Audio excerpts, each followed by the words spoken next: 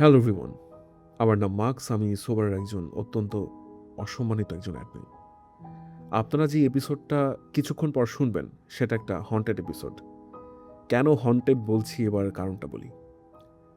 আহ, এই এপিসোডটা দ্য সোবার পডকাস্টের 8 বা 8ম এপিসোড হওয়ার কথা ছিল। এই এপিসোডটায় আমি এবং ডক্টর এফ আমাদের আসলে খুবই ব্যক্তিগত এবং পারিবারিক একটা ঘটনা বলতে চেয়েছিলাম।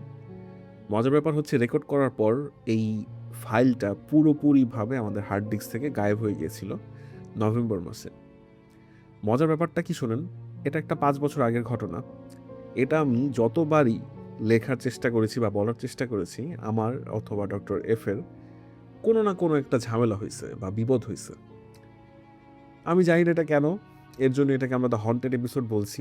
আমি জানি না এটা আদৌ আপলোড করতে পারবো কি না। আপলোড করার আগ পর্যন্ত আসলে আমার একটা টেনশন কাজ করছে। আসলে গত পরশুদিন আমাদের হার্ড ড্রাইভ রিকভার করা হয়েছে এবং মিরাকুলাসলি রেকর্ডিংটা আবার খুঁজে পেয়েছি আমরা। আশা করছি এপিসোডটা আপনাদের ভালো লাগবে।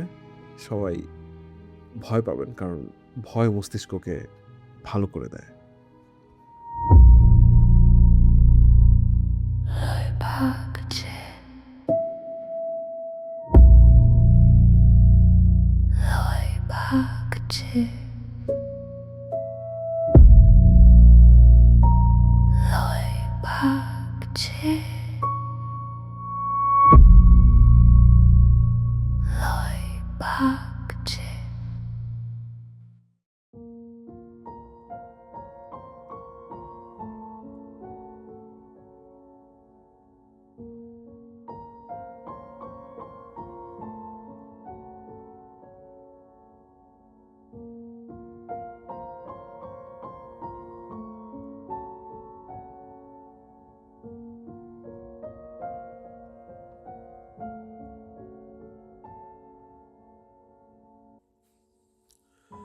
হ্যালো এভরিওয়ান, শুরু হয়ে গেল দ্য সোবার পডকাস্ট লয় ভাগছের 8ম পর্ব। কিভাবে জানি আমরা 8 এপিসোড করে ফেললাম লয় ভাগছের, এখনও বিশ্বাস হচ্ছে না। আমি কোনো জিনিসই হচ্ছে সেভাবে মনোযোগ দিয়ে করে শেষ করতে পারি না।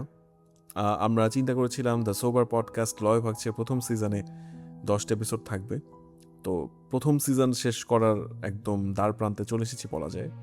আচ্ছা, এখন আমার পরিচয়টা দিয়ে নিই। আমার নাম মার্কস, আমি সোবার একজন অসম্মানিত অ্যাডমিন এবং প্রতিবারের মতোই আমার সাথে আছেন, আপনারা সবাই তাকে চেনেন, সোবারের আরেকজন অত্যন্ত অসম্মানিত অ্যাডমিন ডক্টর এফ, যার পুরো নাম মুখে নেওয়া যায় না। মুখে নেওয়া যায়। দ্য সোবার পডকাস্টে মুখে নিলে একটু ঝামেলা আছে আর কি, এখানে আমি একটু ভদ্র থাকার চেষ্টা করি। আমরা তো ভদ্রই। হ্যাঁ, এটা ভদ্রই। আচ্ছা, বেশি লাইট সোবার একটা ভদ্রলোকের পেজ, এটা তো মাথায় রাখতে হবে সবসময়। এবং আরেকটা জিনিস ভাই, সোবারে যারা হচ্ছে এসব অশ্লীল কথাবার্তা লেখে তাদের আমার দৌড়া মারতে ইচ্ছা করে প্রায়। আচ্ছা, যাই হোক, আমার মনে হয় হরর পডকাস্ট অনেক বেশি হাসাহাসির কথা বলে ফেলতেছি। তবে আমার যেটা মনে হয় যে আসলে কোনো এক অজ্ঞাত কারণে মানুষ আমাদের বালছাল কথা শুনতে পছন্দ করে। তাই আমার মনে হয় যে মাফ করে দিবে যদি একটু ভয়ের এপিসোডের মধ্যে যদি হাসাহাসির কথাবার্তা বলি।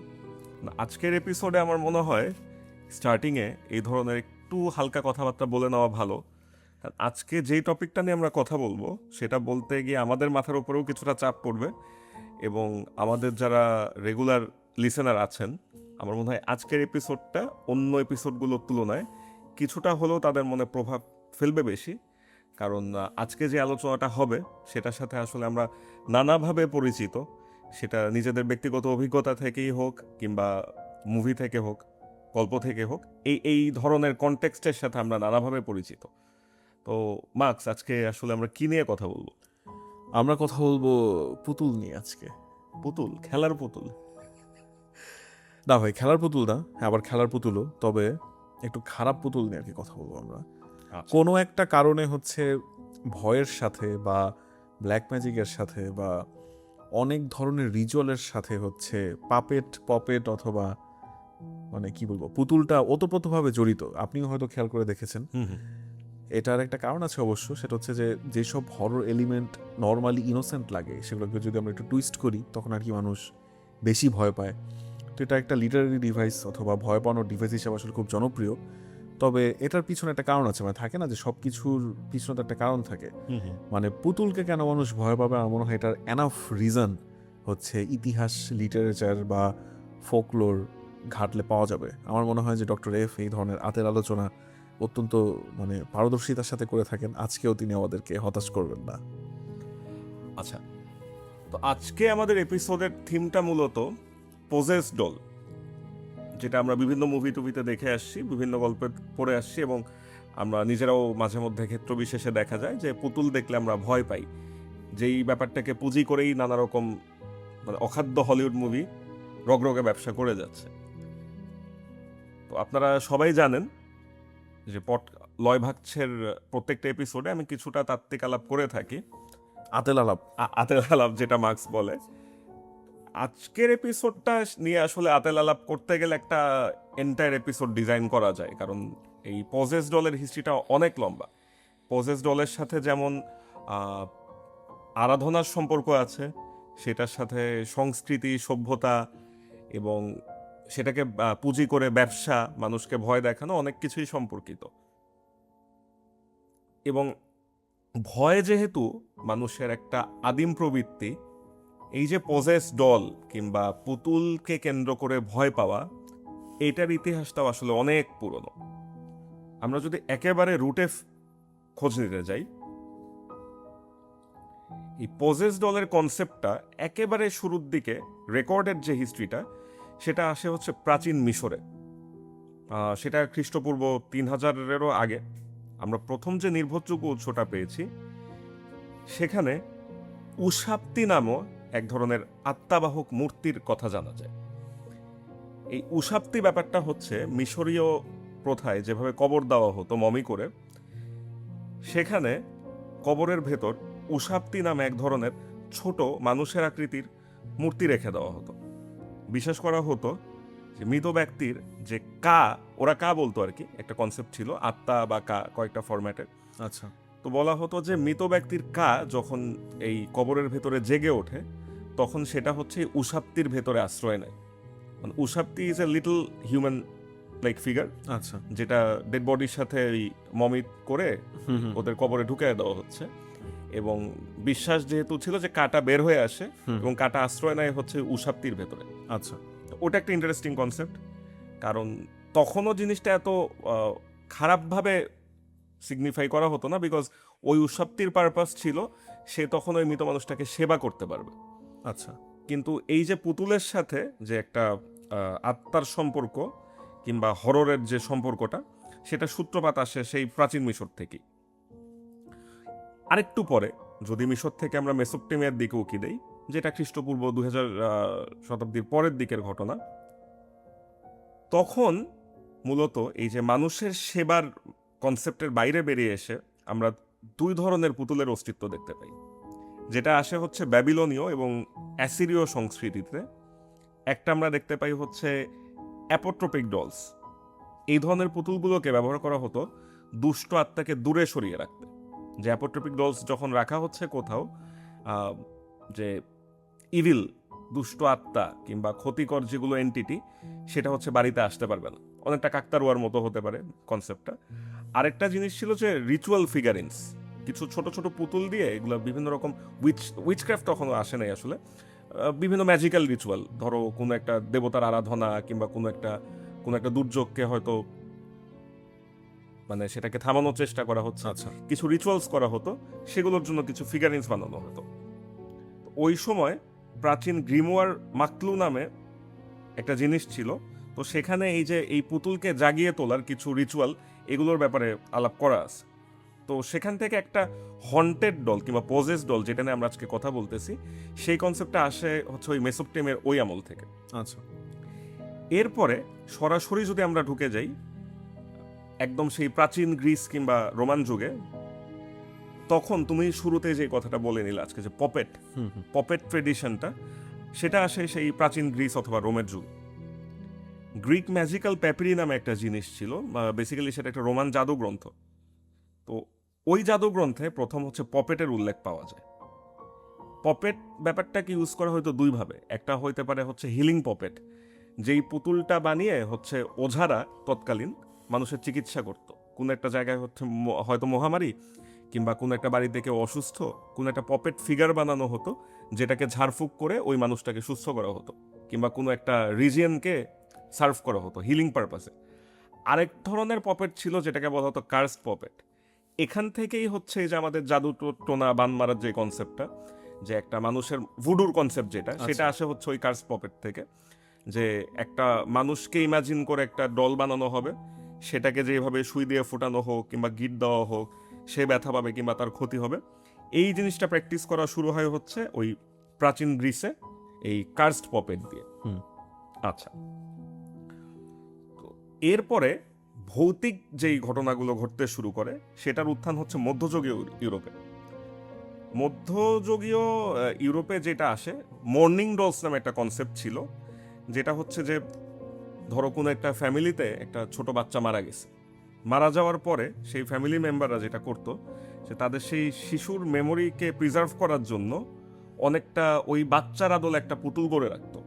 আচ্ছা, এই পুতুলগুলোকে নিয়ে, যেহেতু মৃত্যু তো সবসময় রহস্য, মানে আমার কাছে শুনে অনেক ট্রমাটাইজিং লাগছে। হ্যাঁ, এটা অবভিয়াসলি ট্রমাটাইজিং। হ্যাঁ। মানে মৃত্যুর পরে আসলে কি হচ্ছে এটা তো কেউ জানে না। হ্যাঁ, তো যখন একটা ফ্যামিলির একটা ছোট বাচ্চা মারা গেল, তার স্মৃতিকে জীবন্ত করে রাখতে তার আদলে একটা পুতুল করা হচ্ছে। আচ্ছা, তো সেটাকে নিয়ে ধরো সেটা আসলে কোনো ক্ষতিকর কিছু একটা না, এমনি জাস্ট কোনো একটা বাসায় হয়তো আছে, বাট যখন তুমি একটা মৃত মানুষকে কল্পনা করে এরকম একটা রিজার্ভড ফিগার বানিয়ে রাখা হয়, তখন সেটাকে নিয়ে গুজব ছড়ানো খুবই স্বাভাবিক। তো ওই পুতুলগুলোকে নিয়ে যেটা হতো, যে মর্নিং ডলস যেটার কথা বলছি, এটা নিয়ে দেখা যেত যে বলা হচ্ছে যে রাত্রেবেলা এই পুতুলটা চোখ নড়ে, কিংবা যেই ঘরে যেই ক্লোজেটের ভিতরে পুতুলটা রাখা, সেখান থেকে হয়তো কান্নার আওয়াজ আসে।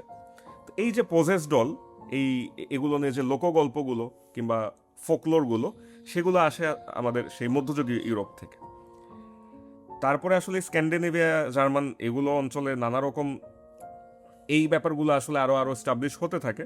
এবং তারপরে আমরা ভুডু ডল বলতে যে জিনিসটাকে চিনি, যেটা আধুনিক যুগে ওই যে জাদুটোনা একটু আগে যে বললাম, ভুডু কনসেপ্টটা আসে হচ্ছে 1600 সালের দিকে। এটা আসে ওয়েস্ট আফ্রিকার কিসি আর ক্যারিবিয়ান রিজিয়নে। ভুডু ডল এই কনসেপ্টটা হচ্ছে মূলত আসে কিছু রিচুয়াল এবং চিকিৎসাকে কেন্দ্র করে। এগুলোকে ডার্ক ম্যাজিক ডল বলা হইতো। ইভিল ভুডু পাপেট ছিল, যেই পাপেটগুলো ওই যে সেম পারপাস, যে প্রাচীন গ্রিস রোমের কথা যেটা বললাম, যেটা পপেট ছিল, সেটাই ভুডু ম্যাজিকে চলে আসে। উইচক্রাফটের উত্থান ঘটে, এবং ভুডু ডলসের যে ব্যাপারটা ছিল, যে ওই যে ব্ল্যাক ম্যাজিক আর কি, উইচরা যেটা করতো, যে কোনো একটা মানুষকে ওই একটা প্রতিকৃতি বানানো হতো, সেটাকে হয়তো দেখা যাচ্ছে ওই একটা পা ভেঙে দিচ্ছে টান দিয়ে, যে মানুষটাকে ইমাজিন করে এটা করা হচ্ছে, দেখা গেল সে পা ভাঙার মতো ব্যথা পাচ্ছে, কিংবা তার। আচ্ছা, এটা নিয়ে আমার মানে মনে সবসময় একটা প্রশ্ন ছিল, মানে এটার উত্তর আপনার জানা আছে নাকি আমি জানি না। মানে এই যে বললেন যে প্রাচীন যুগে হচ্ছে কারো চিকিৎসা করতে হলে তার একটা ডল বানানো হতো, বা তার ক্ষতি করার উদ্দেশ্য থাকলেও আসলে এরকম একটা কিছু বানানো হতো, এবং এটাকে করলে আসলে সত্যি সত্যি মানে যার আদলে গড়া হতো, মানে সে এটার কোনো না কোনো একটা কনসিকুয়েন্স ভোগ করতো আর কি। মানে এইটা কেমনে আসলে, মানে এটা কি কোনো উত্তর আছে নাকি আদৌ? এটা আসলে বিয়ন্ড এক্সপ্লেনেশন। আমরা আসলে যেই টপিকগুলো নিয়ে কথা বলতেছি শুরুর থেকেই, লজিক্যালি আসলে কোনোটাই এক্সপ্লেন করা যায় না। মানে আমি যেটা জানি যে ধরেন, মানে আমি মানে ভুডু বা ব্ল্যাক ম্যাজিকে যেটা হয়, মানে আমি যার ক্ষতি করার জন্য হচ্ছে মানে পুতুলটা বানাবো, মানে তার কোন একটা কাপড়ের অংশ বা চুল বা এনিথিং মানে ওটার মধ্যে নাকি থাকতে হয়। হ্যাঁ, this is a part of voodoo. মানে ভুডুর কনসেপ্টটা এরকম, যে তুমি আমি তো প্রাচীন গ্রিস আর রোমের কথা বলছি, যে ওই সময় হচ্ছে যে মানুষকে ইমাজিন করে পপেট বানানো হচ্ছে, সেইটা দিয়ে আলাদা ঘরোয়া ম্যাজিক করা হচ্ছে। বাট ভুডুর কনসেপ্টটা ছিল এরকম, যে তোমার কোন একটা অংশ লাগবে, ওই তুমি যেটা কথা বললে, যে চুল কিংবা তার কাপড়ের একটা অংশ, ভুডুতে হচ্ছে সেটা ইমপ্লাই করা হতো। তো সেখান থেকে তাদের নানা রকম মন্ত্র ছিল, উইচদের তো আলাদা আলাদা রিচুয়ালস ছিল, দেখা যেত যে আগুনের মধ্যে ছুড়ে দিচ্ছে কিংবা অনেক কিছু করতেছে। তো ভুডুর কনসেপ্টটা আসে হচ্ছে ডিরেক্ট হিউম্যান ইনভলভমেন্ট করে। আচ্ছা আচ্ছা, তো এটা হচ্ছে একদম ব্যাক হিস্ট্রিটা, বেসিক ব্যাক হিস্ট্রি। এটা নিয়ে তো আসলে আলাপ করতে গেলে ভুডু নিয়ে আলাদা একটা এপিসোড আমরা করতে পারি। এরপরে মডার্ন ইউরোপ, যেটা 1800 সালের পরে, যেটা হচ্ছে ইউরোপে তখন শিল্পায়ন হয়ে গেছে কিংবা খুব আধুনিকায়ন হয়ে যাচ্ছে, তখন বাচ্চাদের খেলনা হিসেবে খুব ওই ডল ইন্ডাস্ট্রিটা ফ্লারিশ করে। পুতুল বাণিজ্যিকভাবে উৎপাদন শুরু হয়, এবং তখন এক ধরনের পুতুল খুব ফেমাস হয়, কাচের চোকাল এক ধরনের পুতুল আছে, আচ্ছা, যেগুলো খুব বেসিক স্ট্রাকচারের, বাচ্চাদের মতো চেহারা, বাট চোখগুলো হচ্ছে সুন্দর স্বচ্ছ কাচের। এই পুতুলগুলো দামে ছিল খুবই সস্তা এবং এগুলো ঘরে ঘরে বাচ্চারা খেলার জন্য এগুলো বিক্রি হতো, খুব লার্জ স্কেলে প্রোডাকশন শুরু হয়ে গেছে। কিন্তু এগুলো কোম্পানির প্রচারের সাথেই হোক কিংবা যে কোনো কারণেই হোক, এগুলো নিয়ে প্রথমবারের মতো একটা মিথ শুরু হয় যে এই কাচের স্বচ্ছ চোকালা যে পুতুলগুলো সেগুলো হচ্ছে একটা অস্বস্তিকর দৃষ্টিতে তাকিয়ে থাকে, মানে যেই ঘরে রাখা হচ্ছে সেই বাড়ির মেম্বারদেরকে সেই পুতুলগুলো মনিটর করে। এই ধরনের কিছু গুজব ইউরোপ থেকে ছড়াতে শুরু করে এবং তার পরবর্তীতে এই যে কার্স ডল কিংবা পজেস ডল, এই কনসেপ্টগুলো খুব বেশি আলোচনায় চলে আসে। দু একটা খুব রিমার্কেবল সত্য ঘটনা আছে, এগুলোকে কেন্দ্র করে এই ব্যাপারগুলো অনেক ফোকাসে চলে আসে। যেমন আপনার হয়তো অনেকেই অ্যাটলিস্ট অ্যানাবেলের নাম তো সবাই জানে হলিউড মুভির কল্যাণে। আরেকটা খুবই ফেমাস ডল ছিল, এটাকে বলা হচ্ছে রবার্ট দ্য ডল। এই ঘটনাটা 1904 সালের যুক্তরাষ্ট্রের ফ্লোরিডা। যেটা হয়েছিল যে ফ্লোরিডার কি ওয়েস্ট একটা শহর, সেখানে ছোট একটা ছেলে থাকতো, ওর নাম ছিল রবার্ট ইউজিন অটো। ওদের বাসায় যে মেইড কাজ করত সে হচ্ছে ওকে একটা বিশাল বড় আকারের একটা পুতুল গিফট দিল কোনো একটা অকেশনে। এটা সত্যি বলতেছি ভাই। আচ্ছা, তো রবার্ট ইউজিন অটো যেই ছেলেটা ছিল, ওকে ওদের বাসার মেইড একটা বড় সড়ো পুতুল দিল। ওই পুতুলটা হচ্ছে মানে কি বলে আর্মিদের মতো ইউনিফর্ম পরা, সাদা রঙের ধবধবে সাদা পেন্টিং করা একটা মুখ, আর ওই যে কমার্শিয়ালি যে পুতুলগুলো তখন প্রডিউস হয় ওরকম কাচের চৌকালা পুতুল আর কি। তো ছেলেটা ওই পুতুলের নাম দিল হচ্ছে রবার্ট, ও নিজের নামেই, ওর নাম ছিল রবার্ট অটো, ও নিজের নামেই পুতুলটার নাম রাখলো। এবং তারপরে একটা ইন্টারেস্টিং ফ্যাক্ট যেটা শুরু হইলো যে ওইটা ওর বাড়ির থেকেই প্রথমে আসলে এই গল্পটা স্প্রেড হয়, যে ওর বাড়ির লোকেরাই বলা বলি করে যে ওই পুতুলটা হয়তো একটা রুমে রাখা, পরের দিন দেখা গেল যে ওই পুতুলটা ওই রুমে নাই, আরেকটা রুমে চলে গেছে। কিংবা বাসায় কেউ না থাকলে পুতুলটাকে যেখানে রাখা হয়েছে দেখা যেত যে পাশের রুমে এসে টোকা দিচ্ছে দরজা। কিংবা রাত্রেবেলা হচ্ছে ঘরের মধ্যে এই ধপধপ করে দৌড়ানোর একটা শব্দ পাওয়া যাচ্ছে। আর ইউজিন, ওই রবার্ট ইউজিন যেই ছেলেটা ছিল, ওকে যদি এই কোয়েশ্চেনটা করা হতো যে তোমার ঘর থেকে শব্দ আসে কেন, কিংবা অন্ধকারের মধ্যে এরকম পা ফেলার আওয়াজ কোথ থেকে আসে, ইউজিন খুব স্ট্রংলি ক্লেম করতো যে এই কাজগুলো আমি করি না, এটা হচ্ছে আমার পুতুল রবার্ট করে। এবং ওদের নেইবার তাদের মধ্যে থেকে এক ধরনের কমপ্লেন আসা শুরু করলো যে অনেকে নাকি অনেক সময় দেখতে পায় ওই রবার্ট দ্য ডল ও হচ্ছে জানলার পাশে দাঁড়ায় আছে। কেউ হয়তো ওদের বাড়ির পাশ দিয়ে হেঁটে যাচ্ছে, সে দেখতেছে যে রবার্ট জানলার পাশে দাঁড়ায় আছে, বাট পুতুলটাকে আসলে জানালায় রাখা হয় না, ওকে হয়তো কোনো একটা আলমারির মধ্যে বন্ধ করে রাখা হয়েছিল। ওইখান থেকে হচ্ছে যে রবার্ট দ্য ডল এই ব্যাপারটা এত ফেমাস হয়ে যায়, ওই জীবন্ত পজেস পুতুলের একটা প্রথম সাকসেসফুল এই হরর কনসেপ্টটার প্রচলন ঘটে ওইখান থেকে। এবং কি ওয়েস্টের ইস্ট মার্টেলো মিউজিয়ামে এখনো ওই পুতুলটা রাখা। এবং এখনো একটা মিথ আছে কিংবা আরবান লেজেন্ড আছে, অনেকে বলে যে ওই মিউজিয়ামে গিয়ে তুমি যদি পারমিশন না নিয়ে ওই পুতুলটার ছবি তোলো তাহলে সে হচ্ছে মানে তুমিও কার্সড হয়ে যাবে। আচ্ছা, এরপরে অ্যানাবেল যেই কথাটা বলতেছিলাম, ওইটা একটা রিয়েল কেস যেটা নিয়ে হলিউড একদম মুভি টুভি করে রমরমা ব্যবসা করে। প্রথম মুভিটা এটা তো রিয়েল কাহিনী। হ্যাঁ, এটা রিয়েল কাহিনী। তো পরের সিকুয়েল গুলো বাজে, ফার্স্ট একটা মোটামুটি ভালোই ছিল, খারাপ না। তো অ্যানাবেল যে জিনিসটা, অ্যানাবেল আসলে রিয়েলি একটা পুতুল ছিল, সেটা এক্সিস্ট করত। এই গল্পটা হচ্ছে 1970 সালের, খুবই বেসিক একটা কাপড় দিয়ে বানানো একটা মেয়ে পুতুল। তো এটা একটা নার্সিং স্টুডেন্টকে এই দলটা দেওয়া হয়। ও যখন এই অ্যানাবেল দলটাকে ওর বাড়িতে নিয়ে যায় তখন ওর বাড়িতে অদ্ভুত কিছু ঘটনা ঘটতে শুরু করে। দেখা যায় যে একই রকম রবার্ট দ্য ডলের মতোই কাহিনী। দেখা যায় যে অ্যানাবেল এক জায়গা থেকে আরেক জায়গায় অটোমেটিক চলে যাচ্ছে, হয়তো কোনো একটা সোফায় রাখা, ওই বাসায় কেউ নাই, পরের দিন দেখা গেল যে অ্যানাবেলকে পাওয়া যাচ্ছে পাশের রুমের আরেকটা কাউচের উপর।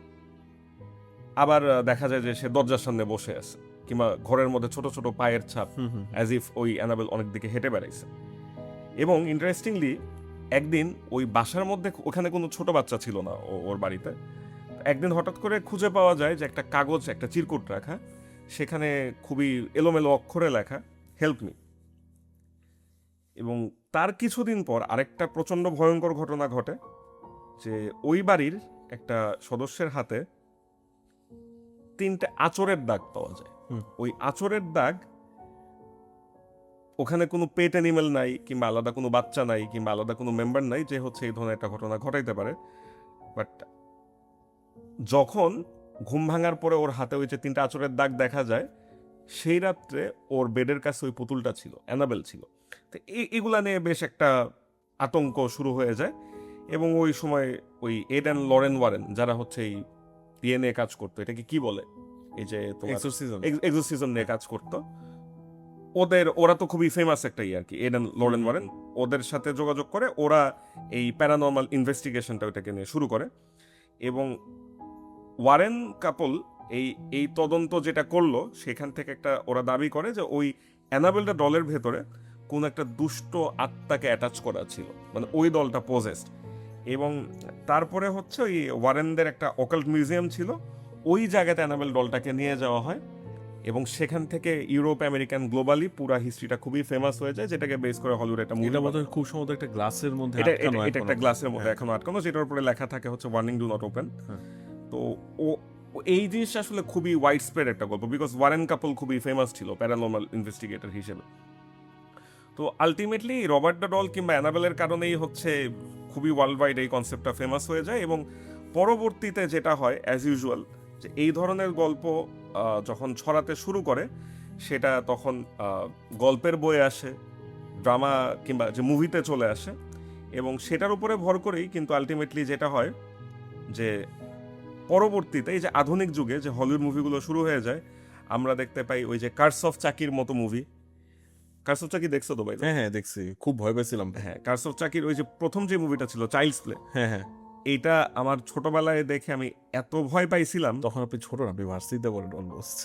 প্রথমে আমরা হচ্ছে ওই যে চাইল্ড প্লে, যে চাকির যে মুভিটা, হ্যাঁ হ্যাঁ ওইটা যখন আমরা দেখি, হ্যাঁ। মানে ওইটা কিন্তু ওই যে ডেভিল ওয়ারশিপের যে কনসেপ্টটা হ্যাঁ, চলে হ্যাঁ, আসছিল, হ্যাঁ। প্রচন্ড ডিস্টার্বিং ছিল আমার মনে হয়। যে যারাই দেখছে ছোটবেলায় কিংবা আরেকটু বড় হয়ে, কিংবা তখন তো আসলে মুভি দেখার খুব বেশি রিসোর্স ছিল না, মাঝে মধ্যে হচ্ছে এক্সএন কিংবা এইচবিওতে কেটে কেটে দেখাইতো। হ্যাঁ হ্যাঁ। তো আরো অনেক পরে হচ্ছে ফুল মুভিটা দেখছি, এবং আমার কাছে মনে হয় যে নামটা চাইল্ডস প্লে হইলেও ওইটা আমার কাছে কখনোই চাইল্ডস প্লে বলে মনে হয় না, মানে স্টোরিটা আমার কাছে না, বেশ ভালো রকমের আইরনি করা হয়েছে অবশ্য। মানে অ্যানাবেলের গল্প আমি যতবার পড়ি আমার ততবার মানে এটা খুবই আন্ডাররেটেড এবং একই মানে মানে ভয়ঙ্কর। এটা অবশ্যই অ্যানাবেলের আগের, সম্ভবত 1918 দিকে ঘটনা একটা, জাপানের।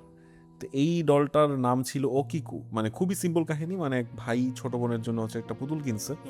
তো বোনটা মারা যাওয়ার পরও হচ্ছে যেটা হইতো যে ওই পুতুলটার চুল বড় হতো অটোমেটিক্যালি আর কি। এবং এটা নিয়ে অনেক রিসার্চ হয়েছে, অনেকেই মানে দেখছে, এবং সম্ভবত যেটা হয়েছিল যে ওই পুতুলটার যে চুল, এই চুলের সাথে হচ্ছে ওর রেজেম্বলেন্স পাওয়া গেছে হচ্ছে ওর বোনের সাথে আর কি। আচ্ছা, তো এইটা হচ্ছে এখন একটা, আমি যতদূর জানি, মানে কিছু প্রিস্টদের কাছে রাখা, এবং রেগুলার নাকি হেয়ার ট্রিম করা হয়। বেশ ফেমাস মিস্ট্রি এখনো বেশ ফেমাস মিস্ট্রি। এটা অনেক গবেষণা হয়েছে আর কি। এবার আমি জানি না সত্য মিথ্যা কতটুকু, আসলে অনেক কিছু পপ কালচারে কিন্তু খুব ইন্টেনশনালি ইনজেক্ট করা হয় ফলস, মানে ক্রিপিপাস্তা যেটাকে হ্যাঁ বলে। ক্রিপিপাস্তা যেটাকে বলে, এটার ব্যবসায়িক উদ্দেশ্য থাকে অনেক, এটার মানে স্বাভাবিক। ধরেন অ্যানাবেল এরকম একটা স্টোরি আছে দেখি কিন্তু হলিউড এত কোটি টাকা দিয়ে একটা মুভি মানে ব্যবসা করতে পারছে আর কি। যেটা বলছিলাম আর কি, সত্য মিথ্যা জানি না, তবে আমার কাছে ওকিকুর গল্পটা সবসময় ইন্টারেস্টিং লাগছে, এবং আমি যত ঘাটছি আমার কাছে বেশ বিলিভেবল মনে হয়েছে আর কি ব্যাপারটা। কিন্তু এই যে পোজেস ডলের যে কনসেপ্টটা, এটাকে পুঁজি করে কিন্তু এখন যে এরকম গ্লোবালাইজেশনের যুগ এবং সোশ্যাল মিডিয়ার এই যে দৌরাত্ম্য যেটা, সো এই কনসেপ্টকে পুঁজি করে কিন্তু এখন রমরমা ব্যবসা হয়। কারণ এই যে ইবেতে তুমি দেখবা যে এই হরর পোজেস ডল যেরকম ডার্ক ওয়েবে সেল হয়, ইবেতেও তুমি একটু জানি এরকম দেখা যাবে যে প্রচুর হন্টেড ডল বিক্রি হচ্ছে। তারপর হচ্ছে যে টিকটকে গিয়ে হচ্ছে যে হন্টেড ডল হাউস এগুলো এক্সপ্লোর করতেছে মানুষ, সেগুলোর উপরে নানা রকম অ্যাডভার্টাইজ ইনভেস্টমেন্ট হচ্ছে। কিংবা যে ইউটিউব গোস্ট হান্টার্স হয়, যেখানে যে ওয়ারেন কাপলসের মতো ফেক প্যারানর্মাল ইনভেস্টিগেটরসরা, ওরা দেখবা যে প্রোপাগান্ডা ছড়াচ্ছে। কিংবা এই যে অ্যানামেল মুভিটা যেটা নিয়ে আমরা কথা বলতেছিলাম, যেটা একটা কালচারাল আইকন হয়ে দাঁড়ায় গেছে, বাট একদম রুট আমরা যেটাতে ঢুকলাম সেই মিশরের কবর থেকে শুরু করে তখন যে ঘটনাটা ঘটলো, আলটিমেটলি সেখান থেকে পপেট কালচার, হিলিং কালচার, সেটা হয়ে ভুডু ম্যাজিক হয়ে এই মিউজিয়ামে রাখা হন্টেড ডল। এবং একটা ইন্টারেস্টিং ব্যাপার যে প্রত্যেক ক্ষেত্রেই কিন্তু এই ডলগুলার সাথে, মানে মুভিতেও যেটা আমরা দেখি কিংবা এই ফেমাস গল্পগুলোতে আমরা একটা জিনিস দেখতে পাই যে এই ডলগুলো কোনো না কোনো একটা বাচ্চার সাথে সম্পর্কিত। এবং বাচ্চাগুলো মানে ক্লেম করতেছে যে আমি এই কাজটা করি নাই, পুতুলগুলা এই কাজটা করতেছে। ইভেন ধরো এই যে সবচেয়ে যে আইকনিক যে মুভিটা আমরা বললাম অ্যানাবেলের আগে যে চাইল্ডস প্লে, হ্যাঁ, সেটাকেও Child's বলা হচ্ছে যে একটা বাচ্চার কাছে পুতুলটা চলে গেছে। তো এই কনসেপ্টটাকে ভুডু যেহেতু খুবই ডার্ক একটা রিচুয়াল, বাট আলটিমেটলি এটা ভুডু থেকে ঘুরে এই যে পজেস ডলের যে কালচারটা, সেটা কেন আলটিমেটলি বাচ্চাদের সাথে কনফাইন্ড হইলো, এই জিনিসটা আমি এখনো বুঝি না। তোমার কাছে এটা কেন মনে হয়? আমি এটা কিছুক্ষণ আগে বলছি আর কি, যে ধরেন যে জিনিসটাকে আমরা খুব স্বাভাবিকভাবে দেখি, ইনোসেন্ট ভাবি, অনেক ভালো ভাবি, সেই জিনিসটা একটা টুইস্টেড ভার্সন কিন্তু অনেক ভয় দেখায় আর কি আমাদের। এই আমার মনে হয় এটা একটা ডিভাইস, মানে লিটারারি ডিভাইস, অথবা মানে হরর মুভিতে হচ্ছে মানে খুব প্রচলিত একটা ব্যাপার যে একটা জিনিসকে স্বাভাবিক দেখবেন যে হরর সিনেমাতে মানে যে থাকে না কিছু, মুভিটার নাম ভুলে গেছে আর কি, যে সবচেয়ে কম সন্দেহ যাকে হয়, খুব ভালো লাগে দেখতে, একে দিয়ে যখন ক্রাইমটা করানো হয় সবাই অনেক সারপ্রাইজড হয়। আচ্ছা, এমন এটা একটা কারণ আর কি বাচ্চাদের সাথে অ্যাফিলিয়েট করানোর। এবং আরেকটা ব্যাপার সেটা হচ্ছে যে যতবার মানে আমি এই মানে পুতুল রিলেটেড ভয়ের গল্প শুনি, আমার ফার্স্ট রেসপন্স হচ্ছে আমি বিশ্বাস করি, কারণ আমার পুতুল নিয়ে খুব বাজে অভিজ্ঞতা আছে। আচ্ছা। হ্যাঁ। এই এই কথাটা যেটা বলতেছিলা যে হ্যাঁ। ওই যে একটা ইনোসেন্স একটা একটা ক্রিয়েচার যেটা সেটা হ্যাঁ। মানুষকে ভয় দেখায়, এটা কিন্তু অ্যাকচুয়ালি একটা টার্ম আছে, সাইকোলজিস্টরা যেটা বলে এটাকে বলা হয় আনক্যানি ভ্যালি এফেক্ট। আচ্ছা। আনক্যানি ভ্যালি এফেক্ট জিনিসটা হচ্ছে যে এমন কোন একটা ফিগার, মানে কি বলবো, যে মানব সদৃশ একটা বস্তু যেটা পুরাপুরি মানুষ না কিন্তু মানুষের মতো সদৃশ, আবার নড়েচড়া, আবার নড়াচড়া, সেইটা আমাদের মধ্যে একটা আতঙ্কের সৃষ্টি করে। কারণ সেটা হচ্ছে একটা জীব এবং এই যে অজৈব এই জগতের মাঝামাঝি একটা কনসেপ্ট, যেটা দেখতে মানুষের মতো হয়েও আসলে মানুষ না। এবং এই যে একটা ইনোসেন্স, মানে পুতুলগুলো তো খুবই মানে ইনোসেন্ট একটা ফিগার হিসেবে করা হয়, চোখগুলো বড় বড় হবে, দেখতে সুন্দর হবে, এই যে একটা ইনোসেন্স এবং নড়াচড়া করতেছে না এবং জীবন্তর মতো হয়েও আসলে সেটা নির্জীব, এখান থেকেই মানুষের ব্রেইনে একটা সাবকনশিয়াসলি একটা থট আসে যে এই বুঝি নড়ে উঠলো, এই বুঝি এটা হচ্ছে একটা কথা বললো, কিংবা আমার দিকে আগে আসলো, কিংবা ও আমাকে অবজার্ভ করতেছে। তো সেখান থেকেই নানা রকম মিথ আসে, সেখান থেকে নানা রকম স্টোরি আসে, এবং এই ব্যাপারটাকে আসলে বলা হয় যে আনক্যানি ভ্যালি এফেক্ট সাইকোলজির ভাষায়। আচ্ছা, তো আমরা মনে হয় তাত্ত্বিক আলাপ আসলে অনেকটুকু করে ফেললাম, যেহেতু এই পজেস ডলের কনসেপ্টটা অনেক বেশি বড়, এবং এই ভুডু কিংবা রোমান কালচার এগুলো নিয়ে আসলে আলাপ করার শেষ নেই। ওয়ারেন কাপুলকে নিয়ে কথা বলতে গেলেও নানা রকম প্যারানর্মাল ইনভেস্টিগেশন আসবে। আমাদের পডকাস্টের উদ্দেশ্য আসলে খুব একটা ইতিহাস কপচানো নয়, আমাদের পডকাস্টের উদ্দেশ্য হচ্ছে আমাদের নিজেদের গল্প বলা, নিজেদের অভিজ্ঞতা শেয়ার করা, যেটা আমরা শুরু থেকেই করে এসেছি, এবং আপনাদের অভিজ্ঞতাকে আমরা প্রায়োরিটি দিয়েছি। আগের এপিসোডে আপনাদের পাঠানো মেইল থেকে আমরা আপনাদের অভিজ্ঞতা শেয়ার করেছি, এবং আবারও আজকের এপিসোডের মাধ্যমে মনে করে দিতে চাই আপনারা আমাদেরকে বেশি বেশি করে মেইল পাঠাবেন, এবং ভবিষ্যতে আমাদের ইচ্ছা আছে আপনাদের মেইল নিয়ে কিংবা সরাসরি আপনাদেরকে আমাদের পডকাস্টের সাথে যুক্ত করে বিভিন্ন এপিসোড প্রচার করা। আচ্ছা, এটা আরেকবার বলে দিই, আপনারা যদি আমাদের সাথে কোনো ঘটনা শেয়ার করতে চান তাহলে দ্য সোবার পডকাস্ট ঢাকা@gmail.com এখানে পাঠাতে পারেন। দ্য সোবার পডকাস্টের পেজে যোগাযোগ করতে পারেন, অথবা সোবার যোগাযোগ করার কোনো অপশনই নেই, মেইলটাই করলে সবচাইতে ভালো হয়। মেইলের পাসওয়ার্ড কি রিকভার? হ্যাঁ, এখন রিকভার করা হয়েছে, এটা সবুজ করে দিচ্ছে। আচ্ছা, এটা তাহলে আপনাদের জন্য সুসংবাদ যে আমাদের টেক সাপোর্টে আছে হেকার সবুজ, নট হ্যাকার, হেকার সবুজ, নীলক্ষেতে যার দোকান এবং যার কোনো শাখা নেই, আমাদের একচ্ছত্র টেক সাপোর্ট, সে আমাদের মেইলটা রিকভার করে দিয়েছে। সো আপনারা আবার মেইল পাঠাতে পারেন, আমরা পড়বো এবং ভবিষ্যতে এটা নিয়ে আমরা কাজ করব। যাই হোক, অনেক তাত্ত্বিক আলাপ হয়ে গেল, আমরা এখন একটা ছোট্ট বিরতিতে যাব। বিরতি থেকে ফিরে আসার পরে আমরা আমাদের কিছু এই পজেস ডল কিংবা এই রিলেটেড অভিজ্ঞতা আপনাদের সাথে শেয়ার করব। লয় ভাগছে, লয় ভাগছে, লয় ভাগছে, লয় ভাগছে।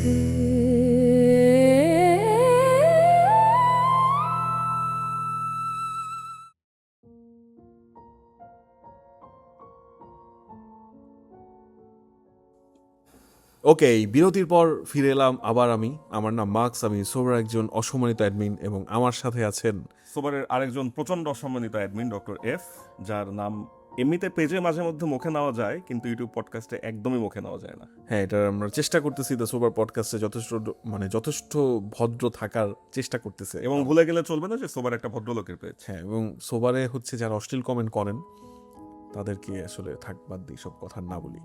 কিছু অ্যাডমিন আছে যারা হচ্ছে উল্টাপাল্টা পোস্ট করে আর কি, তাদেরকে আমি দেখতে পারি না। ঠিক আছে, তো আমরা বিরতির আগে বলেছিলাম তাত্ত্বিক আলাপ আলোচনা আমাদের মোটামুটি শেষ। সরি বলেন। আমাকে মাফ করে দিয়েন এই তাত্ত্বিক আতেল আলাপের জন্য। আচ্ছা, আমরা আজকে আমাদের মূল আলোচনায় ফিরে যাচ্ছি। সেটা হচ্ছে এই পজেস ডলকে কেন্দ্র করে আমাদের কিছু তিক্ত অভিজ্ঞতা আছে, যেটা বলতে গেলে খুবই খারাপ লাগে। এবং এই পডকাস্টের আসলে উদ্দেশ্যটাই এটা, যে আমরা যেই ঘটনাগুলো ভুলে যেতে চাই এবং কখনো যেগুলো নিয়ে আলাপ করতে চাই না, সেই আলাপগুলো করে নিজেকে একটু হালকা করার চেষ্টা করা।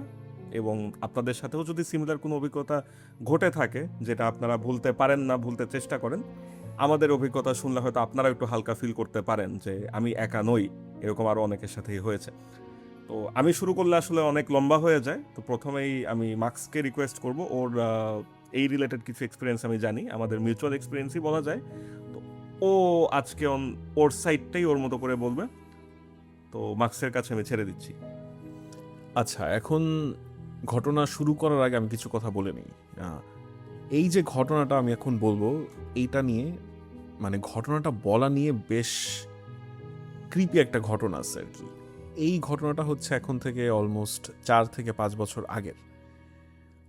এই অভিজ্ঞতাটা হওয়ার পর আমি যেটা করার চেষ্টা করি, অ্যারাউন্ড 2 অথবা 2.5 বছর পর আমি ঠিক করি যে এই এক্সপিরিয়েন্সটা নিয়ে এটার সাথে আরও রংচং মাখায় আমি একটা গল্প লিখব।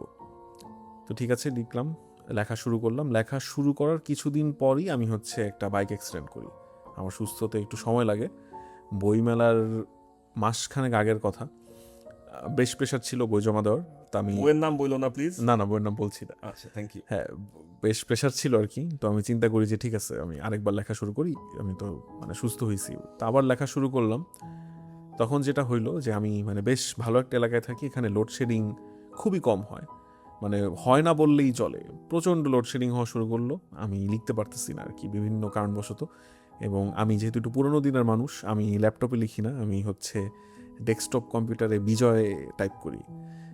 অভ্র, আই হেইট অভ্র তো অনেক ঝামেলা আছে। আচ্ছা, যাই হোক। তোমাকে কত টাকা দিছে? না, টাকা দেয় নাই, সিরিয়াসলি। আচ্ছা, তো যেটা হইলো যে লিখতে পারি না। তারপর যেটা হইলো, একদিন আমি যখন এই ঘটনাটা নিয়ে বইটা লিখতেছিলাম, আমি একদিন লিফটে আটকা পড়লাম অলমোস্ট মানে প্রায় 1 ঘন্টার জন্য। বীভৎস এক্সপিরিয়েন্স। এইটা যখন হইলো তখন আমার মাথায় একটা চিন্তা আসলো, আচ্ছা মানে কোনো এক কারণে কি মানে এই যে আমি একটা জিনিস মানে সত্যিকারের ঘটনা থেকে লিখতে চাচ্ছি, এটা কি মানে কেউ কি আমাকে বাধা দিচ্ছে নাকি, মানে কি কোনো কারণে, মানে যেটা সহজ বাংলা বলে কুফা লাগলো নাকি আমার। তা আমি ঠিক করলাম যে ঠিক আছে, ওকে, আমি এটা লিখবো না, আমি হচ্ছে এক কাজ করি, এটা আমি একটা ভয়েস রেকর্ড করি। ভয়েস রেকর্ড করে হচ্ছে আমার ভাই ডক্টর এফ তাকে পাঠাই বলি যে ভাই, এটা আমার একটা প্লট, আমি লিখতে পারতেছি না, আপনি এক কাজ করেন, আমাকে 4-5 পেজ লিখে দেন। এটা প্রায় হয়, আমরা চেষ্টা করি আর কি যে একজনের কাজ আগা দেওয়ার জন্য আর কি। আমি পাঠাইলাম। ঠিক তার পরের দিন ডক্টর এফ এর ফোন ছিনতাই হইলো। তো তখন আমি চিন্তা করলাম যে ঠিক আছে, এই ঘটনাটা মানে কোন এক কারণে, মানে ভৌতিক এখনো কিছু আমি মানে তখনও কিছু ভাবি নাই আর কি। কুফাই মনে হচ্ছিল ইনিশিয়ালি, তাই না? হ্যাঁ, কুফাই মনে হচ্ছিল। মানে আমার কাছে যেটা মনে হলো যে কোন এক কারণে বাধা আসতেছে। এবং আলটিমেটলি যেটা হলো আর কি, একদিন আমি একটা স্বপ্ন দেখলাম। স্বপ্নটা আমি ডিটেলে বলতে পারবো না, কারণ এই স্বপ্নের মধ্যে আমাকে বলা হয় যে এটা নিয়ে যদি আমি মানে ডিটেলে বলি ঝামেলা হবে। তার মেসেজ একটাই ছিল যে এই ঘটনাটা নিয়ে আর বাড়াবাড়ি না করাই ভালো হবে। তা আমি সেটা ফুল স্টপ দিয়ে দিই আর কি। তো তারপর এই ঘটনাটার ব্যাপ্তি আরও বাড়ে। এটা হচ্ছে আমার শালা একটু ভীত প্রকৃতির ছেলে। তো একদিন আমি মানে আমরা একটা বারবিকিউ করছিলাম শীতের সময়, এটা অ্যারাউন্ড 1.5 বছর আগের ঘটনা। তো তখন আমি চিন্তা করি যে ওকে ওই ঘটনাটা বলবো, মানে আমার একটা ঘটনা, সরি মানে এটা একটু ভেগ লাগতেছে হয়তো শুনতেছি, কারণ আমি এখনও যেহেতু ঘটনাটা বলি নাই, আমি কথা বলা শুরুও করতে পারি নাই। যেটা হলো যে পুরো এলাকায় লোডশেডিং, মানে একদম টোটাল ব্ল্যাক আউট।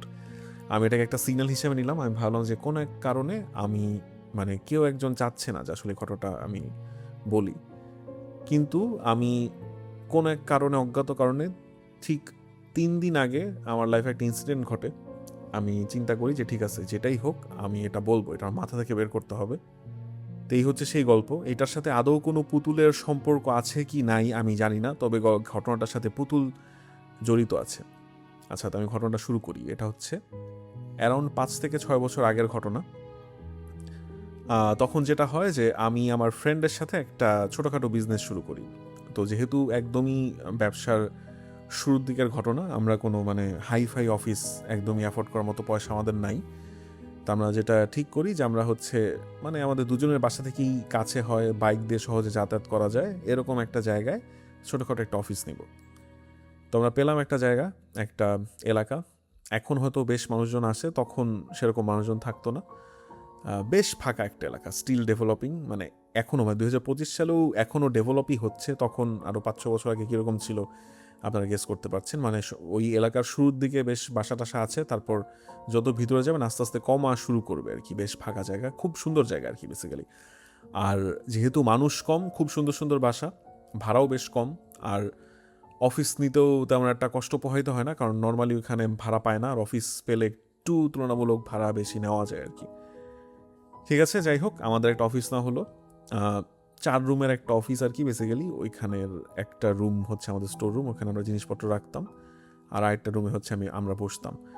তো জায়গাটা বেশ সুন্দর, বেশ সুন্দর বলতে মানে সন্ধ্যা হলেই শেয়াল ডাকতো, মানে শেয়ালের ডাক এমনিতে শুনতে ভয় লাগে হয়তো, কিন্তু আমার ভালোই লাগে। দ্বিতীয়ত যেটা হচ্ছে যে আশপাশে প্রচণ্ড গাছপালা, মানে তীব্র গরমের দিনেও এখানে তেমন একটা গরম লাগে না আর কি, এরকম। আর আশপাশে বা যেহেতু ফাঁকা, হাঁটতে গেলে খুবই ভালো লাগে। মানে এই ধরনের একটা অফিস আসলে আমার অনেক দিনের ড্রিম ছিল। আমরা মানে গুছাইলামও বেশ সুন্দর করে, মানে যদিও বললাম যে বেশি টাকা ছিল না তার কি তখন হাতে, যতটুকু সুন্দর করে সাজানো যায় সাজালাম আর কি। বিজনেস শুরু করলাম আমরা, ভালোই যাচ্ছিল, খারাপ না। তো ঘটনা শুরু হয় মূলত অফিসটা নেওয়ার 4 দিন পর, যখন আমাদের ফার্নিচার আসা শুরু করছে, এসি লাগাবো আমরা, 2জন এমপ্লয়ও নিলাম, ওদের জন্য ডেস্ক কিনতে হবে, পিসি সেট আপ করতে হবে।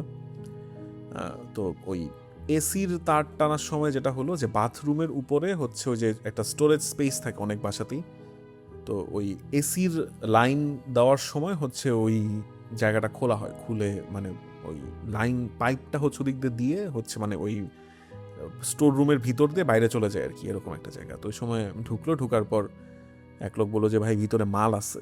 আমি বললাম কি আছে নামান, মানে আমার মানে ভাবছি যে আগে যারা ছিল তাদের হয়তো ব্যবহার করা কোনো জিনিস ফেলে গেছে বলে, বা হয়তো বাতিল কিছু ফেলে দিব।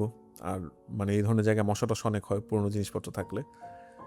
তো ওই যে স্টিলের পুরোনো পাতিল একটা, ওটার ভিতরে হচ্ছে 3টা পুতুল, মানে খুব বিভৎস ভয়ঙ্কর দর্শন কিছু পুতুল না আর কি, ময়লা হয়ে যাওয়া পুতুল, কোনো হয়তো বাচ্চার পুরনো খেলনা আর কি দেখে যা মনে হয় আর কি। এবং পুতুলগুলোর উপরে হচ্ছে ওই যে বাচ্চারা অনেক সময় পুতুলে যেটা করে দেখবেন যে কলম দিয়ে হচ্ছে দাড়ি গোফাকে, ওরকম দাড়ি গোফাকানো আর কি, এরকম। মানে একদমই ভয়ঙ্কর কিছু না, খুবই হাস্যকর টাইপের পুতুল, খুবই কমন পুতুল আর কি, মানে এই ধরনের পুতুল অনেক দেখা যায়। তারা যেটা বলি ঠিক আছে এটা ফালান, মানে যেটা হলো। তো সারপ্রাইজিংলি যেটা হয় যে কোনো এক কারণে ওই পাতিলটার কথা, পুতুলগুলোর কথা আমরা ভুলে যাই। ওটা হচ্ছে আমরা কিচেনে, মানে কিচেনে ভাবে ইউজও হতো না, কিচেনের উপর কিছু তাক ছিল, ওটার উপর আসলে আমি নিজেই রাখছিলাম। আর আমার ভুলে যাওয়ার ভয়ঙ্কর রোগ আছে, আমার ভাই খুব ভালো মতো জানে, আমি কমপ্লিটলি ভুলে গেছি আর কি যেটা ওখানে ছিল। আচ্ছা, তো ঘটনা যেটা শুরু হয় খুবই হাস্যকর ঘটনা। সেটা হচ্ছে যে অফিসের জন্য আমরা যে কফি, চিনি, তারপর গুঁড়া দুধ কিনতাম, এগুলা ধাপধুপ শেষ হয়ে যেত। আমরা অফিসে তখন মানে ওদের জন্য ওনার আর হচ্ছে 2জন এমপ্লয়ি কাজ করে, আর হচ্ছে কিছু ডেলিভারি ম্যান। তো কফি হচ্ছে আমার ওই যে এমপ্লয়ি, আমি জীবন আসলে ভাই এত ভদ্র এমপ্লয়ি কোনদিন পাই না। ওনার চা কফি খায় না, সিগারেটও খায় না, বুঝছেন? হ্যাঁ, সাধু পুরুষ, কফি খায় আমি আর আমার পার্টনার, এরকম একটা অবস্থা। মানে কফির জার কিনলে 2 দিনও যায় না, 3 দিনও যায় না, চিনি শেষ হয়ে যায়, এরকম আর কি ঘটনা। তো আমরা বেশ মানে মজাই পাইলাম আর কি ব্যাপারটাতে, ওরকম মানে ভয় পাই নাই কেউ যে কি হইলো, ভূত খেয়ে ফেলছে নাকি কফি, এরকম কিছু না। তো তারপর যেটা হওয়া শুরু করলো সেটা হচ্ছে যে অফিসের ফাইলপত্র, আমি এমনিতে খুব অগোছালো মানুষ, কিন্তু অফিসের ধরেন কোনো ইনভয়েস, বিল অথবা কোনো গুরুত্বপূর্ণ ডকুমেন্ট আমার সব সময় গোছানো থাকে, এবং আমি অফিসিয়াল কোনো ফাইল আজ পর্যন্ত হারাই নাই। এটা আমার এক ধরনের মানে গর্বের জায়গাও বলতে পারেন। জিনিসপত্র প্রায়ই এলোমেলো হয়ে যায় অফিসটাতে। ঠিক আছে, ওকে, কোনো ব্যাপার না। একদিন যেটা হলো যে আমাদের অফিসে তখন একটা নতুন পিয়ন জয়েন করলো। আহ, ছেলেটার নাম আচ্ছা থাক, নাম না বলি। তো ও অফিসে হচ্ছে রাতে থাকতো। তো একদিন রাত 9:30 10টার দিকে ও আমাকে বললো যে স্যার আমি হচ্ছে অফিসে থাকতে পারবো না, আমি বাইরে আমার এক বন্ধুর বাসায় থাকতে যাচ্ছি। আমি বলি কেন? তো ও জিনিসটা অ্যাভয়েড করলো, বললো না স্যার আমার শরীর ভালো লাগতেছে না, অফিসে আমি একা, জ্বর আসছে এর জন্য। তাই বললাম ঠিক আছে যাও, কোনো সমস্যা নেই। 3-4 দিন পর ও ফেরত আসলো, এসে বললো যে চাকরি করবে না। তা আমি ওকে সুন্দরভাবে, আমি কিন্তু বস হিসেবে অনেক ভালো, আমি কারোর সাথে খারাপ ব্যবহার করি না। তাই আমি বললাম ঘরো নাকি বলো। তো ও যেটা বললো যে আমার ভয় লাগে থাকতে। আমি বলি কি বলো, রান্নাঘর থেকে নাকি মানে কেমন মানে উদ্ভট আওয়াজ আসে, মানে গুঞ্জন, মানে দুইজন মানুষ যদি ফিস ফিস করে কথা বলে যেরকম শব্দ হয় এরকম শব্দ আসে আর কি। আর বললো যে আপনারা ওই হাড়ির মধ্যে পুতুল রাখছেন, ওই পুতুলগুলো দেখলেই আমার ভয় লাগে। তাই আমি বললাম হাড়ির মধ্যে পুতুল আছে ঠিক আছে, তুমি ওই পুতুল দেখে খেলোটা কি, যে দেখ তোমার ভয় লাগে? তা বলে না, কয় কিন্তু আমি প্রায় দেখি যে ওই ও তো রাতের পর থাকে, আমরা সবাই চলে যাওয়ার পর পুতুল নাকি ফ্লোরে পড়ে থাকে আর কি। তাই আমি বললাম ঠিক আছে তুমি এক কাজ করো, পুতুলগুলো ফালাও, এত যদি ভয় লাগে। তো ঠিক আছে, তো আমরা দুজন একসাথে হচ্ছে পুতুলগুলা ব্যাগে ভরলাম, ব্যাগে ভরে হচ্ছে ওই এলাকা পুরাই ফাঁকা আর কি, আমি একটু দূরে গিয়ে ফেলে দিয়ে চলে আসছি। এই হচ্ছে ঘটনা। তো তারপর সোহেল, আচ্ছা ঠিক আছে নাম বলেই ফেললাম, আমাদের যে পিয়ন ছিল পিয়নের নাম ছিল সোহেল। তো সোহেল অফিসে থাকলো, 7 দিন পর চাকরি ছেড়ে দিয়ে চলে গেল। আমাকে বলে নাই কোনো কারণ, কিন্তু ওই আমার আরেক যে পার্টনার ছিল ওকে বলছে ওর ভয় লাগে এখানে রাতে থাকতে। আর ভয় লাগাটা আসলে আমি বলবো যে আসলে অতিরঞ্জিত কিছু না, কারণ ওই এলাকাটা যথেষ্ট ফাঁকা এবং আমাদের যেই বিল্ডিং আমরা অফিস নিছি, অফিসের মোটামুটি 0.5 কিলোমিটার রেডিয়াস আর কোনো বাসাবাড়ি নাই, প্রচণ্ড গাছ, রাত হলেই শিয়াল ডাকে, স্বাভাবিক এ ধরনের একটা জায়গা থাকতে ভয় লাগতেই পারে। এইবার হচ্ছে ঘটনার সেকেন্ড পার্ট, যেটা এতক্ষণ পর্যন্ত কিছুই হয় নাই, আমরা মানে আমি মানে কি বলবো, মানে এভরিথিং ইজ নর্মাল।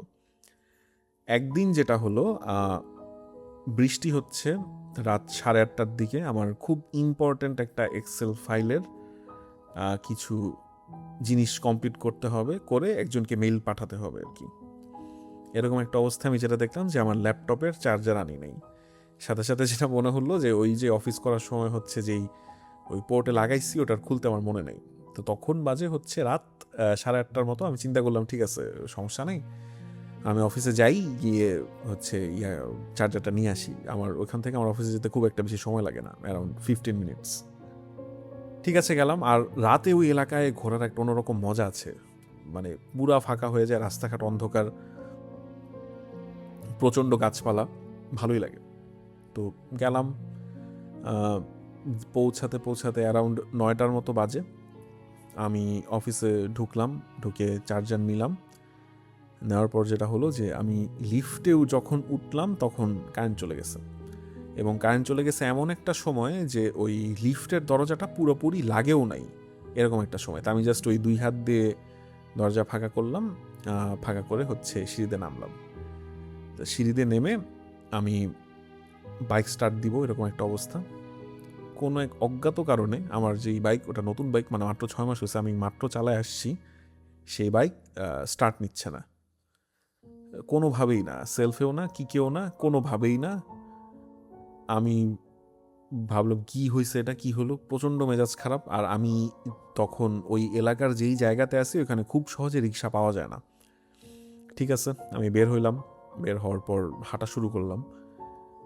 হাঁটা শুরু করার 5 থেকে 6 মিনিট পর আমার একটু অস্বস্তি লাগা শুরু হলো, কারণ পুরো এলাকা অন্ধকারে ডুবে আছে। ওই এলাকা এমনিতেই মানুষজন কম, খুব একটা বেশি মানে বাসাবাড়ি নাই, আমার অফিস যেই পোর্শনটায়। কিন্তু কারেন্ট চলে যাওয়ার পরও মানে নর্মাল একটা নিস্তব্ধতা তো থাকে। আমার কাছে কেন জানি মনে হলো যে কোথাও কোনো ধরনের আওয়াজ নাই। মানে নর্মালি এলাকার আশেপাশে যেটা হয় যে রাত হলে শিয়াল ডাকে, হ্যাঁ, ঝিঝি পোকার ডাক, নাথিং, মানে পিন ড্রপ সাইলেন্স, এরকম সাইলেন্স আমি মানে ঢাকায় কখনো পাই নাই, ওই এলাকাতেও না। তারপর আরও যেটা অস্বস্তির কথা সেটা হচ্ছে যে তখন কিন্তু ওইরকম রাত না, আমি হাঁটছি, ওখানে ছোটোখাটো কিছু দোকানপাট থাকে, সব দোকানপাট বন্ধ, মানে কমপ্লিট ডার্কনেস, চাঁদের হালকা আলো, এছাড়া কমপ্লিট ডার্কনেস। আমি যে রাস্তা দিয়ে হাঁটতেছি ওই রাস্তাটা কোনো সময় এত ফাঁকা থাকে না, দু একটা মানুষ দেখা যায়। ওইখানে প্রচুর আন্ডার কনস্ট্রাকশন বিল্ডিং, আন্ডার কনস্ট্রাকশনের ওয়ার্কাররা, তারপর হচ্ছে অনেকে বাড়ি করে থাকতেছেও তখন, দু একজন মানুষ। তারপর হচ্ছে আবার রাতে অনেকে ওইখানে মানে ওই যে যারা স্বাস্থ্য সচেতন হাঁটতেও আসে, মানে সবসময় একটা ভিড় থাকে। কমপ্লিট ডার্কনেস, কোথাও কিছু নাই। আমি যতই হেঁটে সামনে যাচ্ছি আমার কাছে মনে হচ্ছে যে একটা অ্যাবান্ডান্ট একটা সিটির একটা পোর্শনের মধ্যে দিয়ে আমি হাঁটতেছি। আমি যখন অলমোস্ট 15 মিনিট হেঁটেও আমি যখন আশপাশে কিছুই দেখতেছি না, মানে একটা মানুষ নাই, একটা রিক্সা নাই, কিছুই নাই, তখন আমি ভয় পাওয়া শুরু করলাম। এবং একটা পর্যায়ে আমি যেটা বুঝলাম যে আমি রাস্তা খুঁজে পাচ্ছি না। মানে খুবই হাস্যকর, কারণ ওইখানে আমি প্রতিদিন যাতায়াত করতেছি ওই এলাকা দিয়ে, রাস্তা খুঁজে না পাওয়ার কোনো মানেই নেই। আমি জাস্ট দেখতেছি যে মানে আমার অফিসের সামনে যে রাস্তাটা, ওটা পুরোপুরি পিচ ঢালা রাস্তা না, একটু কাঁচা পাকা মিলে রাস্তা আর কি। ওই রাস্তাটা যে আমি হাঁটতেছি, হাঁটাটা শেষই হচ্ছে না, কোনোভাবেই শেষ হচ্ছে না। এবং আমি ডানে বামে যতই ঘুরতেছি, আমি আর পরিচিত এই এলাকার সাথে আমি কোনোভাবেই কোনো মিল খুঁজে পাচ্ছি না। আমি পকেট থেকে ফোন বের করলাম, ফোন ডেড। মানে ফোনে কি চার্জ আছে নাকি বন্ধ হয়ে গেছে না কিছুই বোঝাচ্ছে না, কোনোভাবেই অন হচ্ছে না। পুরো ব্যাপারটা এমন যে আমি রাস্তা দিয়ে হাঁটতেছি, শুধু আমার পায়ের শব্দ, আর কোথাও কিছু নাই। আমি চিন্তা করলাম যে খুব সম্ভবত আমার মানে আমি অসুস্থ, আমি হয়তো টের পাচ্ছি না, না হলে এরকম হওয়ার কথা না। আমি ঠিক করলাম যে এবার আমি ব্যাক করব, ব্যাক করে আমি অফিসে যাই আর কি। মানে ওই জায়গাটা তো অ্যাটলিস্ট আমার পরিচিত, অন্ধকারের মধ্যে বসে থাকলেও আমার এই রকম ভয় হয়তো লাগবে না। জানি না, হয়তো খুব ব্যাড ডিসিশন এখন বলার সময় লাগতেছে, কিন্তু তখন লাগে না আর কি, ওটাই খুব রেশনাল মনে হয়েছে। আমি উল্টা করে হাঁটা শুরু করলাম। এবার গেস হোয়াট, আমি আমার অফিসে খুঁজে পাচ্ছি না। আমার যেটা মনে হইলো যে আমি অলমোস্ট 4 ঘন্টা পাগলের মতো একবার পথের এদিকে আরেকবার পথের ওদিকে যাচ্ছি, আমি কোথাও কিছু পাচ্ছি না। এবং আলটিমেটলি এই ঘটনার শেষ যেখানে হলো সেটা হচ্ছে যে আমি হঠাৎ খেয়াল করলাম যে আমার মানে বলতে বলতে গিয়ে এখন ভয় লাগতেছে আর কি। মানে আমি দেখলাম যে আমি হাঁটতেছি, যে আমার মানে আমার সামনে একটা ছোট একটা পুতুল পায়ের কাছে, ডান পাশে একটা পুতুল, বাম পাশে আরেকটা পুতুল, ওরা হচ্ছে হাঁটতেছে। এবং ওদের ফেসগুলো খুব পরিষ্কার, ওই যে যেটা বলছিলাম যে পরিষ্কার বলতে মানে পরিষ্কার বোঝা যাচ্ছিল যে ওই যে মানে কলম দিয়ে, হ্যাঁ ইনোসেন্ট ফেস, কলম দিয়ে হচ্ছে দাড়িগো ফাঁকানো। হ্যাঁ মানে আমি জাস্ট ওইখানকার পর আমার আর কিছু মনে নাই। এই মানে বাকিটা হচ্ছে আমার মনে হয় যে আমার ভাই যদি বলে, কারণ বাকিটার সাথে সে জড়িত।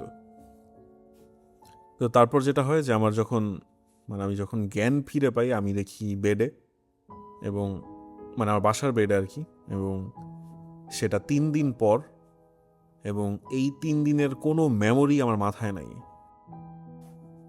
পডকাস্টে আমরা অনেক পার্সোনাল কথা বলছি, নিজেদের অনেক অভিজ্ঞতার কথাও শেয়ার করছি, বাট আমার মনে হয় কিছু গল্প আসলে শুরু করলেও সেটা পুরোপুরি ডিটেইল বলা ঠিক না, কারণ কিছু জায়গায় কিছু নিষেধাজ্ঞা থাকে। এটা আসলে সেরকমই একটা ঘটনা। আমি খুব বেশি বিস্তারিত আলাপে যাব না। মার্কসকে পাওয়া যায় সেই রাতেই, ওকে পাওয়া যাচ্ছিল না, তো পরবর্তীতে আমরা ওকে খুঁজতে বের হই। এলাকার নাম তো বলা যাবে না, তাই না? না বললে বেটার। হ্যাঁ, তো ওই এলাকাতে ওকে যখন পাওয়া যায়, একটা নাইট গার্ড তারা হচ্ছে ওই এলাকার থেকে রাস্তায় টহল দিতে দিতে ওকে অজ্ঞান অবস্থায় একটা রাস্তার পাশে পায়। এবং সেখান থেকেই আমরা আসলে আমাদের সাথে যোগাযোগ করা হয়। আমরা এর মাঝখানে কয়েকটা হাসপাতালে খুঁজেছি, লোকাল থানাতেও দেখা হয়েছে, আমরা পাচ্ছিলাম না। রাত 3:30 পৌনে 4টার দিকে আমরা হচ্ছে ট্রেস পাই, দুজন নাইট গার্ড ওই এলাকার থেকে ওকে অজ্ঞান অবস্থায় পাই, এবং সেই অবস্থাতেই আমার হাসপাতালে ওকে নিয়ে যাওয়া হয়। এবং শুরুতে যেটা হয় যে ওকে পাওয়া যায় সেন্সলেস অবস্থায়, এবং সঙ্গত কারণে আমরা মনে করি যে ওকে হয়তো কোনো একটি স্ট্রিট পয়জন দেওয়া হয়েছে, কোনো ছিনতাইকারী অর সামহাউ এরকম কিছু একটা। তো হসপিটালে ভর্তি করার পরে ওর কিছু টেস্ট করা হয়, ব্লাডে কিছু টক্সিনের লেভেল চেক করা হয়, প্লাস আদারওয়াইজ সিটি স্ক্যান আরও কিছু প্রসিডিউর করা হয়। 2-3 দিন পর্যন্ত ও খুব একটা কমিউনিকেটিভ ছিল না। 3 দিনের মাথায় একটু স্টেবল হয় এবং তারপরে আমরা ওকে আর্লি ডিসচার্জ দিই, বাসায় নিয়ে আসি, এবং সেরকম কোনো অ্যাবনর্মালিটি আসলে পাওয়া যায়নি। সিটি স্ক্যানও নর্মাল ছিল, আদারওয়াইজ অন্য রিপোর্টগুলোও ভালো ছিল। তো বাসায় ফেরার পরে ও ঘুম থেকে উঠে বলে যে আমি তো রাস্তায় হাঁটতেছিলাম, আমি এখানে কখন আসলাম। তো তখন আমরাই আস্তে আস্তে ডিসক্লোজ করি যে তোমাকে এই অবস্থায় পাওয়া গেছিল, তুমি হসপিটালে ছিলে, তোমাকে ওখান থেকে আমরা বাসায় নিয়ে আসছি। তো তখনই মাঝ যে কথাটা বলে যে ভাই আমার সাথে যে ব্যাগটা ছিল, ওর একটা নীল রঙের একটা ছোট ব্যাগও সবসময় ওর সাথে ক্যারি করে। ও তখন বলে যে ভাই ওই ব্যাগের মধ্যে ইম্পর্টেন্ট কিছু ডকুমেন্টস ছিল, আমার অফিসের কিছু প্রজেক্ট আর হচ্ছে আমার ছোট একটা আইপ্যাড, ওগুলা কি ঠিকঠাক আছে নাকি, ওইটা ব্যাগটা কই।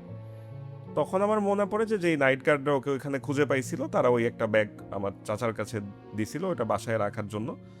তো তখন তো আসলে মাস্ককে নিয়ে দৌড়াদৌড়ি হচ্ছিল, ব্যাগটা নিয়ে খুব একটা ট্রেস ছিল না। যাই হোক, ওইটা ওর বাসায় পাঠায় দেওয়া হয়েছিল সামহাও তখন আর্লি। তো ফিরে আসার পরে ওর ক্লোজেট থেকে সেই ব্যাগটা বের করা হয়। এইটা কি বলবো নাকি? না বলেন, আমার যেটা মনে হয় যে যেহেতু আচ্ছা, শুরু করছি। এটা খুব ডিটেলসে বলবো না। জিনিসটা হচ্ছে যে সেই ব্যাগের মধ্যে ওই ওর আইপ্যাডও পাওয়া যায়, ওর যে অফিসের যে ডকুমেন্টসগুলো ছিল সেগুলোও পাওয়া যায়। তার পাশাপাশি আমরা একটা মিনিয়েচার একটা পুতুল পাই, যেই পুতুলটার একদম ক্লিন একটা ইনোসেন্ট ফেসের পুতুল, যার কিভাবে বলবো, মানে পুতুলটা হচ্ছে যে আপনারা রাশিয়ান ডল দেখেছেন হয়তো, যে একটা পুতুলের ভেতরে কয়েকটা পুতুল থাকে। আপনি একটা বড় পুতুল আপনার সামনে আছে, খুব সুন্দর একটা কালারফুল একটা স্ট্রাকচার, সেটা খুলে ওপেন করলেন, করার পরে ভেতর থেকে আরেকটা পুতুল বের হয়, এবং সেই পুতুলটাকে খোলার পরে ভেতরে আরেকটা পুতুল থাকে, মানে মাল্টিপল ডলস আর কি, রাশিয়ান ডলস যেটা। তো আমরা ওর ব্যাগের ভেতরে এরকম একটা রাশিয়ান ডল পাই, যেটা খুললে হচ্ছে ভেতর থেকে আরও 2টা পুতুল বের হয়। এবং সারপ্রাইজিংলি প্রথম 2টা পুতুলের স্ট্রাকচার পুরোপুরি ভালো থাকলেও থার্ড যেই পুতুলটা একদম ভেতর থেকে পাওয়া যায় সেটা ছিল ডিফর্মড। সেটার কোনো চোখ মুখ নেই, শুধু ঠোঁটের জায়গায় হচ্ছে কলম দিয়ে আঁকিবুকি কাটা। এবং মার্কসকে যখন ওই পুতুলটা দেখানো হয়, ও তখন মানে এই যে বাসায় আসার পরে যেটুকু স্বাভাবিক হয়েছিল, ওই পুতুলটা দেখার পরেও তখন আবার কিছুটা অস্বাভাবিক হয়ে যায়। ওই পুতুলটা আমি তখন আর ওকে দেখাই না, কিংবা আমরা ফ্যামিলি মেম্বারও আর কেউ ওই পুতুলটা ওকে সরাসরি দেখাই না। এরপরেও যখন সুস্থ হয় 7-8 দিন পরে ওর সাথে আমি ওটা নিয়ে আলাপ করি যে তুমি কি কোনো রাশিয়ান ডল কিনছিলা, কিংবা এই জিনিসটা তোমার ব্যাগে কোত্থেকে আসলো। ও তখন আমাকে ওই রাতের ঘটনাটা বলে, যেটা আজকে আপনাদের সাথে একটু আগে শেয়ার করলো, যে যাওয়ার পথে ও হচ্ছে এরকম ওর সাথে কয়েকটা পুতুলকে হাঁটতে দেখে, এবং সারপ্রাইজিংলি ফেরার পরে বাসায় যেই ডলটার কথা বললাম সেই ডলের চেহারাগুলো আসলে ওই রকমই, এবং ওরকম কোনো পুতুল সে কিনেও নাই, কিংবা সে অফিস থেকেও আনেনি। আর আমাদেরকে এটা এনশোর করা হয় যে ওই পুতুলটা যাতে ওর চোখের সামনে কখনো না নেওয়া হয়।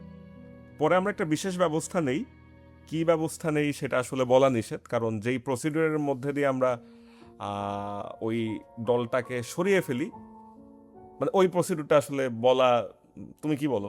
না না না, ওইটা মানে ওটা মিস ইউজ করবে লোকজন। যে কারণেই যেভাবেই হোক সেই পুতুলটাকে ডিস্ট্রয় করে ফেলা হয়। এটাও সোর্ট অফ এক্সপার্ট অ্যাডভাইস। তো এই বিষয়ে আসলে কথা বলতে চাচ্ছি না। যারা এতক্ষণ শুনলেন, আজকে প্রথমবারের মতো বোধহয় একটা গল্প কি মানে একটা ঘটনার সমাপ্তিটা কিছুটা অসম্পূর্ণ রাখা হচ্ছে, কারণ এখানে বলার ব্যাপারে কিছুটা নিষেধাজ্ঞা আছে। তো যাই হোক, এরপরে হচ্ছে মার্কস রিপিটেডলি কয়েকবার স্বপ্নের ভেতর ওই পুতুলগুলোকে দেখতে পায়। ও ঠিকমতো ঘুমাতে পারতো না, ও ঘুমালেই মাঝে মধ্যে দেখতো যে পুতুলগুলো ওর মুখের উপর থেকে তাকিয়ে আছে, কিংবা ওকে কিছু বলার চেষ্টা করছে। তো আলটিমেটলি যখন পুতুলগুলোকে একটা বিশেষ প্রসিডিউরের মাধ্যমে নিশ্চিহ্ন করে ফেলা হয়, তারপর থেকে হচ্ছে ওর স্বপ্নটা দেখা বন্ধ হয়ে যায়। কিন্তু খুবই রহস্যজনকভাবে ওর অফিসের ড্রয়ারে এরপর থেকে মাঝে মধ্যে কয়েকটা কলম পাওয়া যেত, যেই কলমগুলো অফিসে কখনোই রাখতো না, এবং খুবই সারপ্রাইজিংলি ওর অফিসের প্যাডেও মাঝে মধ্যে সেই কলমগুলো দিয়ে আঁকিবুকি কাটা থাকতো। এবং আমরা নিজেরাও দেখেছি যে কিছু কি বলবো, মানে এই যে ডুডলস কিংবা স্ক্রিবলস যেগুলো করা থাকতো, দেখে মনে হতো যে এখানে কোনো একটা অপরিচিত ভাষা, মানে সেটা এমন না যে একদম ক্রিস ক্রস করা, দেখে মনে হতো যে কোনো একটা অপরিচিত ভাষা কিংবা সিম্বল যেটা দিয়ে কেউ কিছু একটা কমিউনিকেট করতে চাচ্ছে। তো পরবর্তীতে হচ্ছে মার্কসরা সেই অফিসটাও পাল্টে ফেলে, সেই টেবিল টুবিল সব কিছুই সরানো হয় এবং আস্তে ধীরে আসলে সেই ডুডলস কিংবা আঁকিবুকি যেগুলো পাওয়া যেত সেগুলো আমরা ভুলে যেতে চেষ্টা করি, যে এরকম আসলে কিছু ঘটেইনি, কিংবা হয়তো ওর অফিসের কোনো কলিগ এমনি অবসর সময় বসে বসে কাগজে ওই কলম দিয়ে আঁকিবুকি করতো। এখানে মানে আমি একটা জিনিস একটু বলি, সেটা হচ্ছে যে অফিসে মানে আমার যে ড্রয়ার ছিল, ওই ড্রয়ারে আমি প্রায় ইকোনো ডিএক্স কলম পাইতাম, এবং আপনারা সবাই জানেন যে এটা একটা মানে বিলুপ্ত কলম, এই কোম্পানি নাই। এই কলম কোত্থেকে আসলো আমি জানি না, এবং কেউ যদি ফাইজলামি করেও থাকে আমি বলবো যে মানে খুবই ডিটেইলড এবং খুবই ভালো টাইপের ফাইজলামি করছে, কারণটা তো আপনারা বুঝতেই পারতেছেন। না, হতে পারে আমাদের অব্যাখ্যায়িত ঘটনা নিয়ে তো আমরা আসলে আলাপ করি, হতে পারে এটা অন্য কোনো একটা জগতের ভাষা, যারা অন্য কোনো একটা মাধ্যমে কমিউনিকেট করার চেষ্টা করছিল, সেই ভাষারই একটা বহিঃপ্রকাশ যেটা আমরা উদ্ধার করতে পারিনি, এবং আসলে আমরা দুর্বল চিত্তের মানুষ, আমরা উদ্ধার করার চেষ্টাও করিনি। এবং আমার মনে হয় এই গল্পটা আর বাড়ানো উচিত হবে না। হ্যাঁ, মানে এটাকে মানে যারা শুনছে তারা যাতে মানে গাঁজাখুরি গল্প না মনে করে, এটার জন্য বলি এটার কিছুটা ব্যাখ্যা আমরা পরবর্তীতে পাইছি। আমাদের মানে property related issue, political issue, নানা কারণে আমাদের ফ্যামিলির মানে এই ধরনের মানে ব্ল্যাক ম্যাজিক্যাল জিনিসপত্রর ভিতর দিয়ে অনেকবার যেতে হয়েছে বিভিন্ন কারণবশত আর কি। আমি আর আমার ভাই গেস করতে পারি যে আসলে কে এটার জন্য দায়ী হইতে পারে, কিন্তু আসলে তাকে কখনো চার্জ করার আসলে উপায় নেই আমাদের, কারণ আমাদের হাতে কোনো সলিড এভিডেন্স নেই।